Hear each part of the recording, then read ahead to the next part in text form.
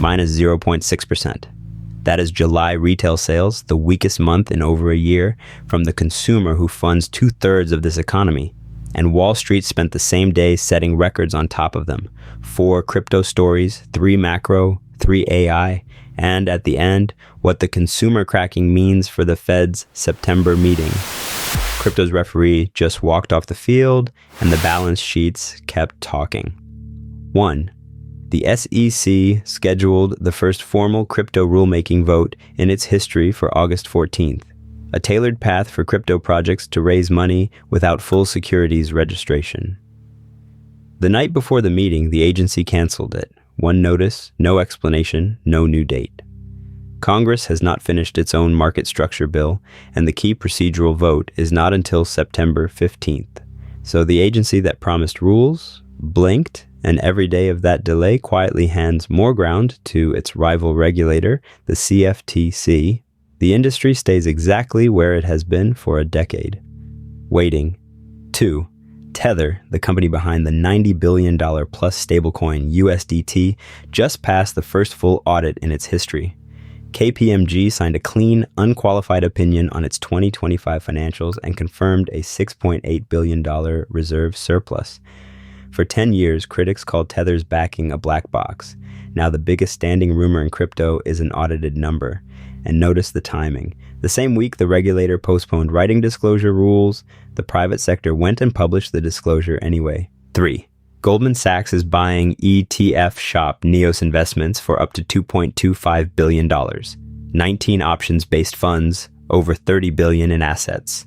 The crown jewel, a Bitcoin income fund with more than $1 billion inside, selling options against Bitcoin's volatility. Understand what that means. The bank that spent years calling crypto a sideshow just paid up for the machine that turns Bitcoin's chaos into yield. Wall Street stopped debating whether Bitcoin belongs. It is buying the toll booths. 4. Russia's central bank published a draft framework letting ordinary Russians trade Bitcoin, Ether, and USDT through licensed brokers. Capped at 300,000 rubles a year, mandatory risk test. XRP left off the list entirely. Read the incentive. This is a sanctioned economy at war, where buying dollars at a bank is hard, and the state just decided it would rather regulate your stablecoin than pretend you will not buy it. The comment period closes August 24th. The signal already shipped. Bitcoin near 63,000, the rules postponed, and the audits and acquisitions kept moving anyway. The paperwork beat the regulator. That is crypto today. The American consumer just tapped the brakes, and the market cheered anyway. 1. July retail sales fell 0.6%, the weakest print in over a year. Analysts expected a gain. Online spending down 2.2%. Autos down 1.8%. Then Friday morning, the University of Michigan said consumer sentiment plunged nearly 8% in a single month, while households' inflation expectations rose to 4.3%. Gas is up more than a third since the war began in February, and the summer tax refund cushion is gone. The consumer who carries 2/3 of this economy just eased off the gas. 2. Before Friday's data, futures markets leaned toward a September rate hike because CPI is stuck at 3.4%. After the retail miss, the odds flipped to roughly 70% hold. One morning, one print, one full reversal. Here is the trap. Hike into a cracking consumer, and the Fed owns the slowdown. Hold while households expect 4.3% inflation, and it owns the prices. 12 people decide in September. The people paying the prices do not get a seat. 3. While the consumer data cracked, the Russell 2000 closed at an all-time record near 3,070. The S&P 500 slipped off its record above 7,800, but still logged a third straight winning week. Reddit jumped 15% on joining the index. Understand the logic? Stocks did not rally because the economy got stronger. They rallied because weak data means an easier Fed. Bad news is the fuel. That trade works right up until bad news becomes bad earnings. Small caps set records, the shopper underneath them tapping out. The market is betting the Fed blinks first. That is macro today. The lab that started the AI price war just switched sides. 1.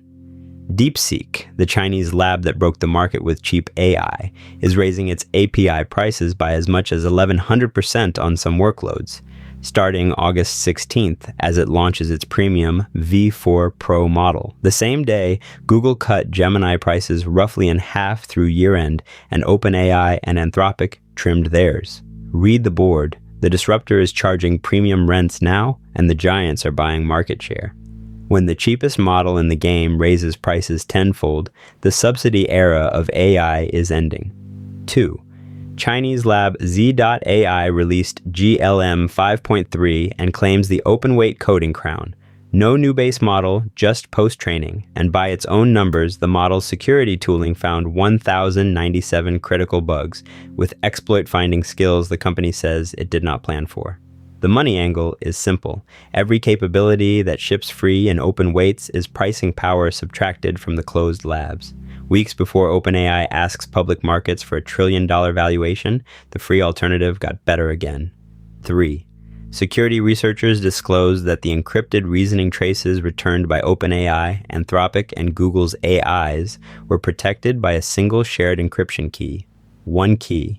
Anyone could decode the hidden thinking of frontier models from published logs, and one sweep reportedly surfaced 182 leaked credentials sitting inside those traces.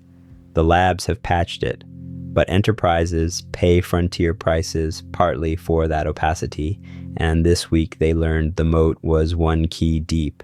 Every AI budget just grew an audit line. The cheap model got expensive, the free one got better, and the industry's secrets hung on one key. Intelligence is repricing itself. That is AI today. The most important number of the day is minus 0.6%. And here is why it moves everything else. July retail sales, the broadest read on the American consumer, fell for the first time in a year when forecasters expected growth. Context. The war began February 28th, and gasoline has climbed more than 35% since. Inflation is not exploding, but it is stuck, 3.4% headline, and the Fed spent the summer debating hikes, not cuts. The consumer kept spending through all of it, propped up by a season of tax refund checks. July is the month the prop came out, the tape.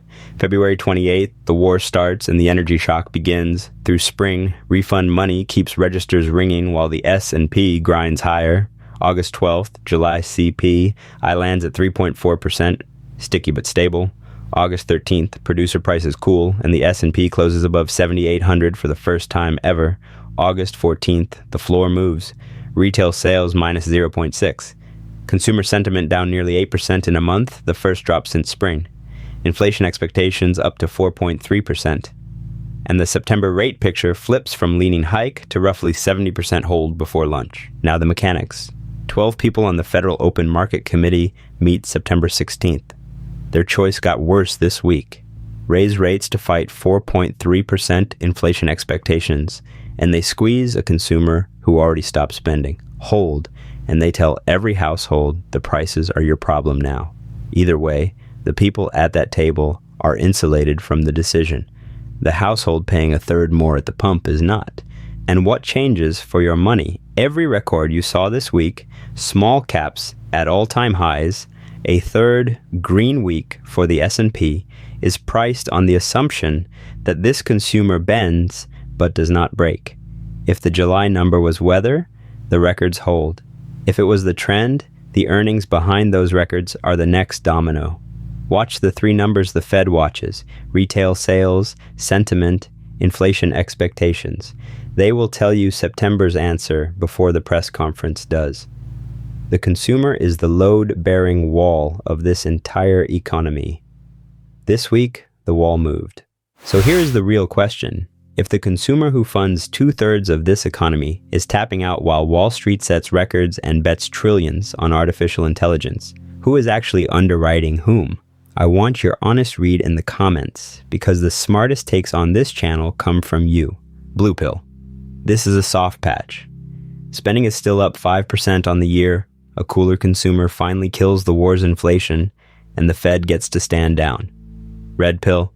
The records are real, and so is the crack underneath them, and minus 0.6% is the first invoice arriving. Both are honest. Pick yours. The timeline keeps moving. We will see you in the next one.